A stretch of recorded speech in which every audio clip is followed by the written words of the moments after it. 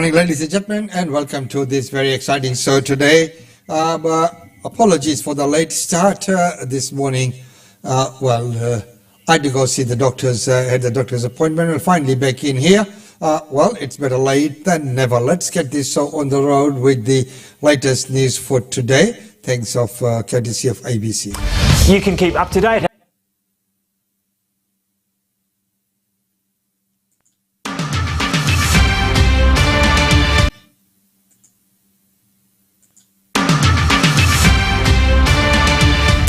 You can keep up to date at news.abc.net.au and on ABC iView. Here are the day's top stories.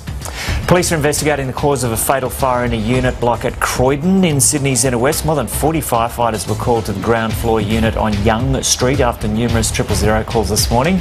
Emergency authorities say one person died and 3 were taken to hospital, including a firefighter and a police officer. Australian adults will be able to get a 5th dose of the COVID vaccine from today. The Australian Technical Advisory Group on Immunisation has recommended a booster for all people aged 18 and over who have not had either a COVID vaccine or confirmed coronavirus case in the last 6 months. In January, just over 44% of the eligible population had gone for a 4th dose. Collingwood forward Jack Ginnivan has been suspended for the opening 2 rounds of the AFL season after being filmed with an illicit substance, and has also been handed a suspended $5,000 fine under the league's illicit drugs policy. It comes after footage emerged of him using drugs at a pub during a pre-season training camp last month. And Australia's Cate Blanchett has won the Best Actress prize for her role in Tar at the British Academy Film Awards in London. Austin Butler received the Best Actor BAFTA for his performance in Elvis. The Best Film Award has gone to the German language anti-war drama All Quiet on the Western Front, which also won a number of other awards including Best Director and Best Cinematography.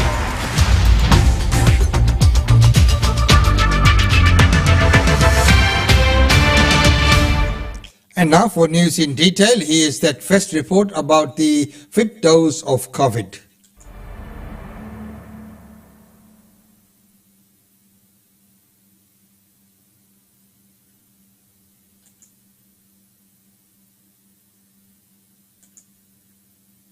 The COVID vaccine or tested positive to the virus in the last 6 months are now eligible for another shot. Australia's expert immunisation panel says those aged over 65 remain at high risk and should have a booster. Associate Professor Jane Frawley is a public health expert at UTS and she joins us now. Jane Frawley, welcome. So there's a bit of vaccine hesitancy out there. What's your view on whether everyone over 18 should get this vaccine or not? I think it's really important for everyone over 18 to get this vaccine if they haven't had COVID in the last 6 months or if they haven't had a COVID vaccine in the last 6 months. Omicron has been very infectious, a little bit milder than previous variants, but still quite dangerous, and it's still important to have good immunity against the virus. And what's happened with the waves over the last year or so? So we keep seeing mutations. We've had Omicron and different variants of Omicron for some time now, and it's a little bit better in terms of hospitalisation and death, but it's still, of course, high risk for people who have a complex health needs or have a disability or who are over 65. So we see that immunity from COVID wanes quite quickly, so both from the vaccines and from the disease. So it's really important, if it's been 6 months, to boost your immunity back up so you don't get severe disease. And so for people, say, in their 20s and 30s who might be thinking, okay, I've had all my vaccine shots, I caught it a couple of times, it didn't really affect me that much. For those people out there in that kind of mindset, what would you say to them? I think that's a really common thought as well. I hear it a lot myself. I think it's still important to get the booster, though. It just means that you're protected, you won't get severe illness, and you won't have the long health complications. We're seeing a lot more long COVID in people who haven't had the vaccine or a booster as well. And if it's been over 6 months, then your immunity is quite low. And what about also the argument that if younger people are hesitant about it, that in getting the booster, that they can ensure there's less of a likelihood that they would pass on an infection to older people if they're around their grandparents, say? Absolutely. So younger people move about our communities a lot more than people my age and older. Yeah. So they're out a lot, and they're out together, so they can catch COVID and pass it around themselves, but also, of course, to family members and more vulnerable family members and younger family members, of course, too. It's important to also say that children aged between 5 and 17 who have complex health needs are also recommended to talk to their GP about whether a booster is right for them. There was so much publicity around the previous injections, the vaccines, when they became available. Do you think the government should be doing more now to encourage people to get these vaccines? Absolutely. I think the biggest question is why. So people are asking, why do we need another booster? And the reasons are really clear. So I think we could definitely have a little bit more communication about that, so that people are really aware that the booster is really important and still really relevant for them. What have you made generally about vaccine acceptance in Australia over the past couple of years, and have you compared that to what's happening in other countries? Yeah, Australia's got an excellent record of vaccine uptake. We know that there was a little hesitancy around COVID, and I think that that's only very natural because we had a pandemic, a new virus, new vaccines, and there was a lot of questions around that. I think now that largely people understand that the COVID vaccines are safe and that they're effective in preventing severe disease. So we didn't see huge uptake of the fourth booster. We would have liked it to be a little bit 40%. Maybe 44. So definitely under 50. And I think that in some respects it's due to COVID vaccine fatigue, not thinking it's necessary. I've had COVID disease, why should I worry? And I think the message really is it's important to keep your immunity high against COVID. So hopefully that message does circulate through the community and we see higher uptake of this booster now. And even if you've had it previously and you're okay, if you pick it up again, there's a danger it might be worse the second time around. Absolutely, and these viruses keep mutating too. So it's another reason we don't really know what's around the corner. So it's just important to have a booster and stay up to date with that, and maybe not think about the number of boosters. We just know at the moment that you have to keep your immunity high. So if it's been more than 6 months, then a booster is for you. And what about these stories? You're someone who's very keen on as many people getting vaccinated as possible.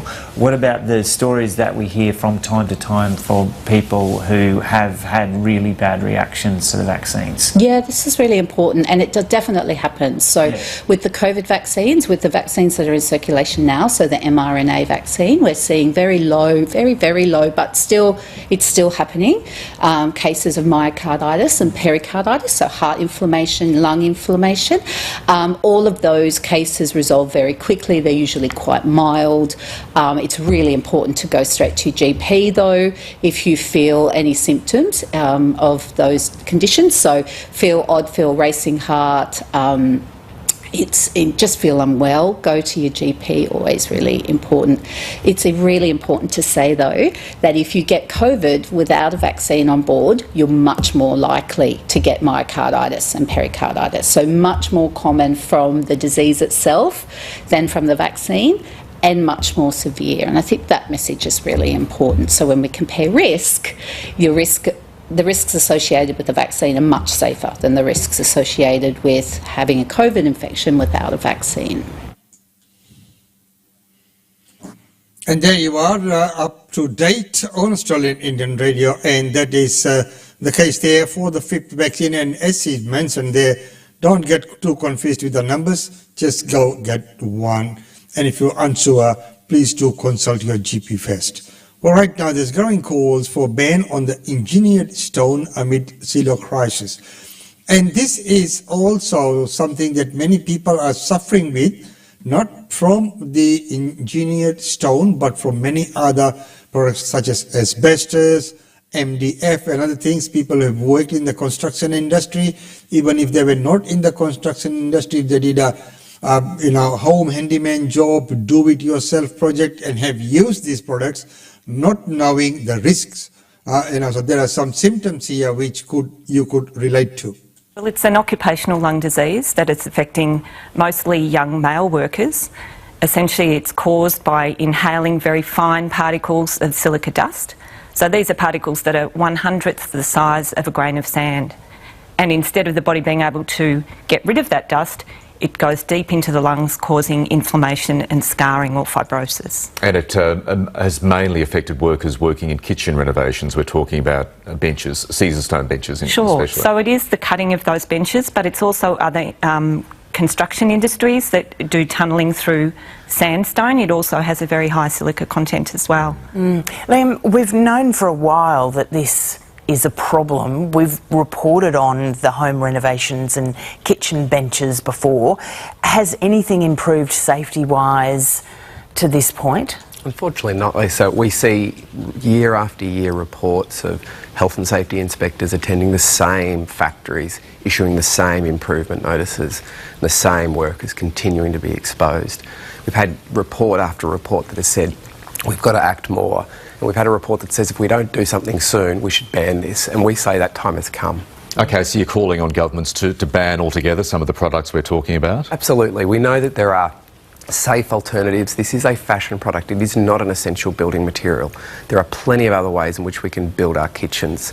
We don't need to be exposing thousands of workers to dangerous and deadly dust. Jane, can you give us an example of a safer product, for instance? So we know that the engineered stone has up to 95% silica in it.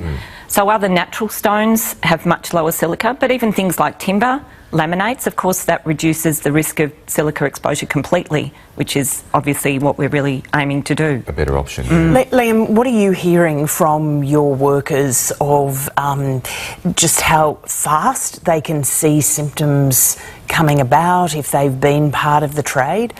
Well, Jane will be better to tell you, but ultimately we're seeing workers who have been exposed for less than 5 years and contracting silicosis. This is something that is very fast. If we think about comparisons to previous really serious deadly lung diseases, think about asbestos. Asbestos takes 30 years generally to manifest in somebody's body for symptoms to become present. We're seeing workers in a number of years exposed to such high quantities of dust that they're sick. And in many cases, it's fatal. So, Jane, these timeframes can be very small. Yes, so it's really related to both the amount of exposure and the duration of exposure. So somebody can be exposed to very high levels of silica and have symptoms even within a shorter time frame than the 5 years that Liam mentioned. So really what we're seeing is this accelerated form of silicosis, and that's where it's really emerged in the workers. So many people are being affected too. So we know about the numbers of workers who are exposed to silica in their workplace, 600,000 a year. And of those, it's predicted 100,000, a whole MCG worth of young men is going to be affected by this disease. Just workers. We stress that these homeowners with Caesarstone are at no risk, but on that front, do you think many people will be horrified as they're perhaps watching us over a Caesarstone bench this morning in the kitchen, knowing about the impact on workers' health in creating that? I think absolutely. I think absolutely people are horrified that these products can cause such harm. We're also calling on consumers to think twice about the types of benches that you want to install in your house. It seems like a no-brainer. What possible argument is there to not act and act swiftly? Well, look, I'd say these engineered stone companies have had years to do something about it, and they failed to act. They continue to push the pressure back down onto workers who say they should operate these things safely. Our view is there are safe alternatives. We need to take action to protect workers' health. We need to look at other products, including low silica content engineered stone products that can be used as substitutes. So there you are. If you are or have been exposed to some of these things, you might not even know that the symptoms that you are accepting now, that if you're occasionally sick, your skin conditions and many things could be a result of exposure to those building materials unknowingly even. So there you are. Well, right now, the last news before we go to our daily India report. Is the two hikers, 69 and 81, my goodness, what were they doing? They were being lost in the big mountains. Large air and ground search is currently underway for those two bushwalkers that have been missing since last Wednesday. Now, a command post has been set up at Dumfries Campground in the Blue Mountains in Megalong Valley, as well as a search party which consists of not only the Blue Mountains Police but also SES search and rescue crews. The two men who are missing are aged between 69 and 81, and they had told a friend that they had intended to start a bushwalk from Dumfries Campground and make their way back by Friday. Now, an alarm was raised yesterday when the 69-year-old failed to turn up to an appointment.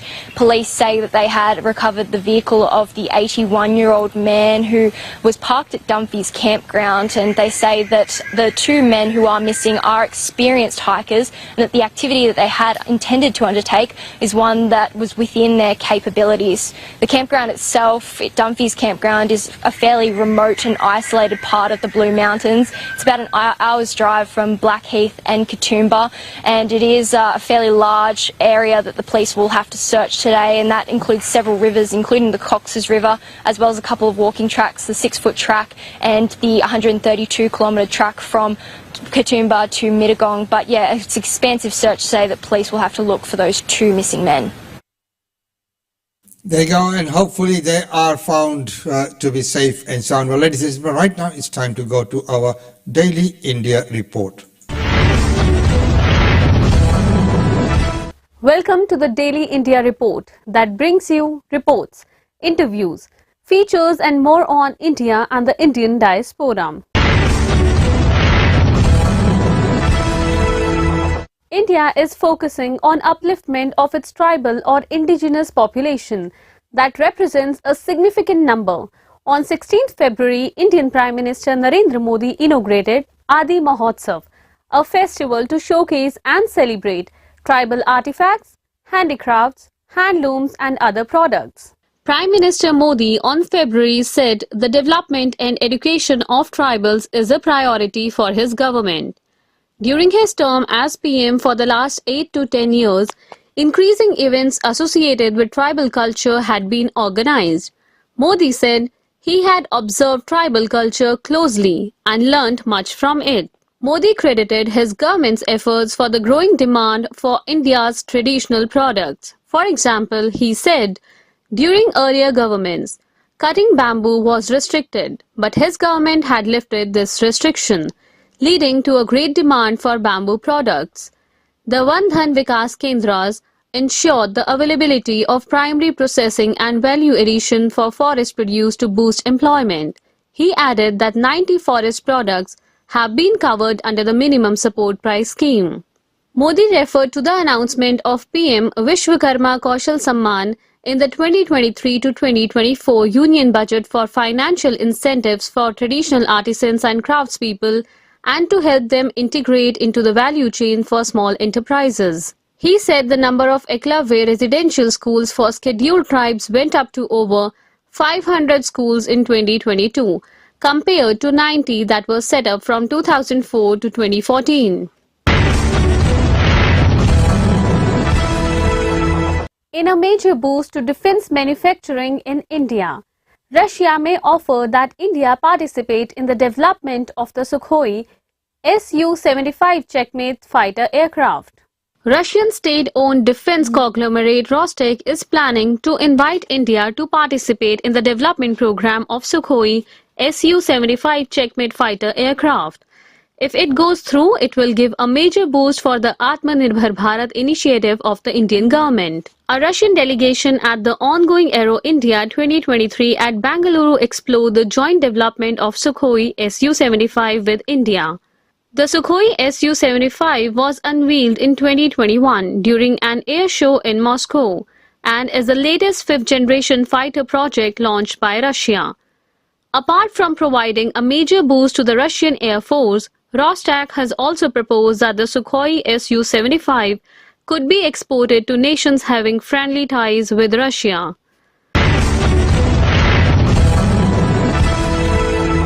India continues its drive to enhance wildlife preserves.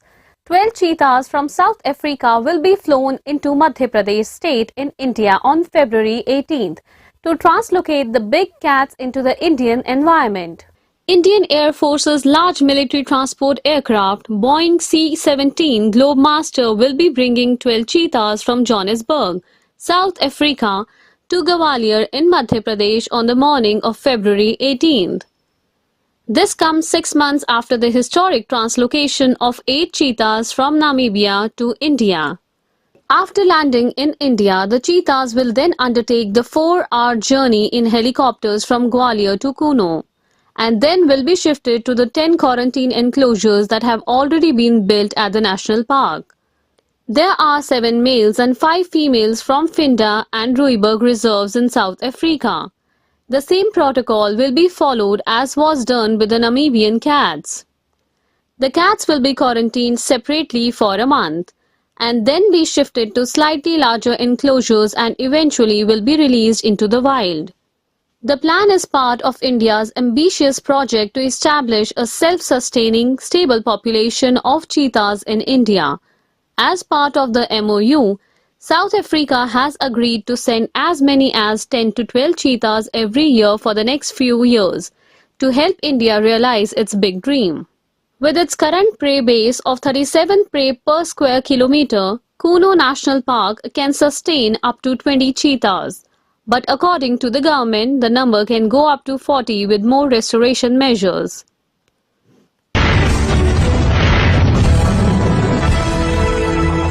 Passengers travelling from Terminal 2 of Indira Gandhi International Airport in Delhi will be able to travel contactless from April 2023 by using the Digi Yatra application. Passengers travelling from T2 or Terminal 2 of Delhi's Indira Gandhi International Airport will likely be able to use the Digi Yatra system from April 2023. Currently, only passengers taking domestic flights from Terminal 3 of the Delhi airport are using Digi Yatra facility. Digi Yatra is conceived to achieve contactless, seamless processing of passengers at airports based on facial recognition technology. With Digi Yatra, passengers' data can be automatically processed based on a facial recognition system at various checkpoints, including at security check areas. Passengers can obtain Digi Yatra ID by sharing information such as their name, email address, mobile number and specifics of an identification like Aadhaar, driving license, voter ID, etc. The application is available on both Android and iOS phones and can be downloaded on any smartphone with Google Play Store for Android and App Store for iPhones.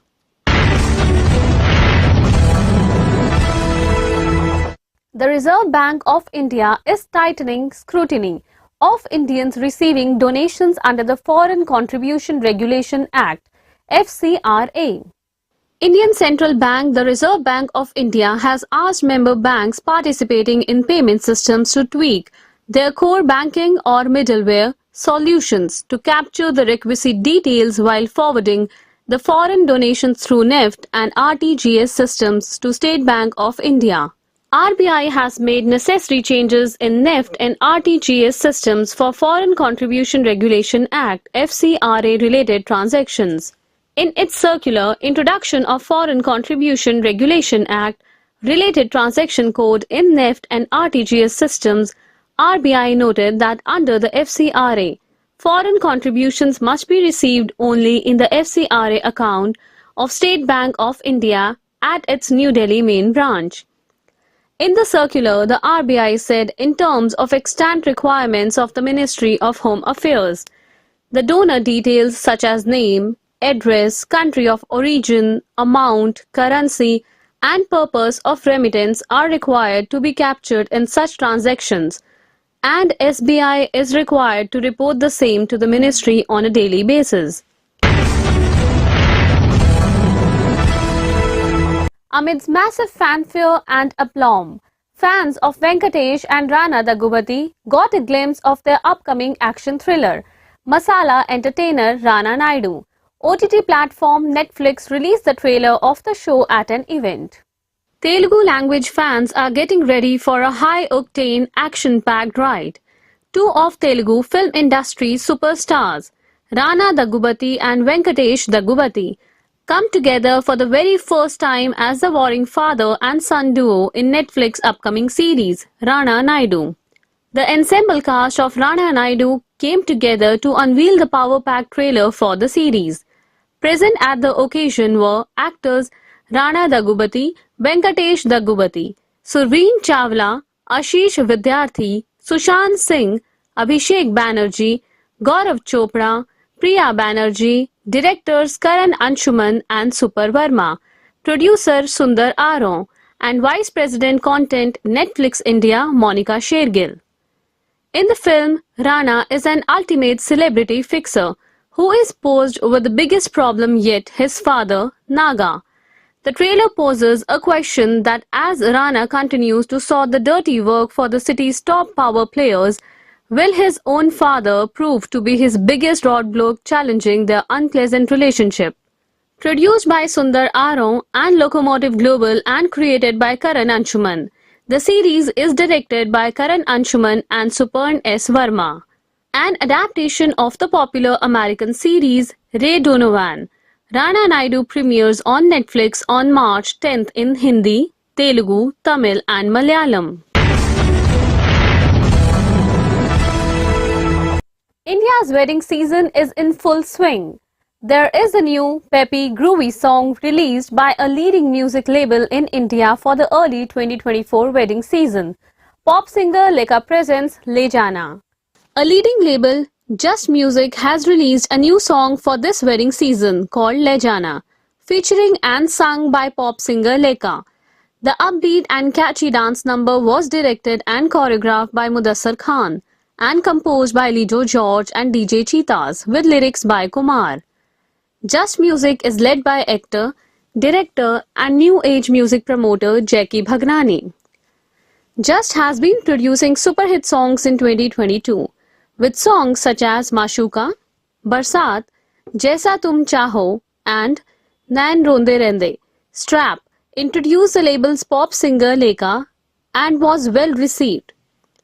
New song Le Jana will help Just label and Lekha up the ante in the music industry. Lekha said, quote, "I am hopeful that Le Jana will become a favorite among music fans at upcoming weddings. It's a fun song with lots of foot tapping. It's great to collaborate with Jackie Bhagnani," end quote. The new single is now available on Just Music's YouTube channel. That's all for this bulletin of the Daily India Report.